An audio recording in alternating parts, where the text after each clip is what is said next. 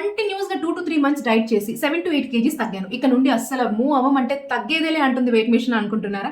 ఈ 3 tips follow అవ్వండి. First thing ఏంటంటే మీ బాడీ 2 to 3 months నుండి డైట్ చేయడం వల్ల ఆ ఫుడ్కి ఆ ఎక్సర్సైజ్ రొటీన్కి అలవాటు పడిపోయింది.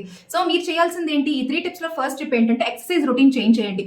మీరు యోగా చేస్తే గనక వాకింగ్ చేయండి, వాకింగ్ చేస్తే కనుక స్ట్రెంత్ ట్రైనింగ్ చేయండి, స్ట్రెంత్ ట్రైనింగ్ చేస్తే కనుక వెయిట్ ట్రైనింగ్ చేయండి, వెయిట్ ట్రైనింగ్ చేస్తే కనుక కార్డియో చేయండి.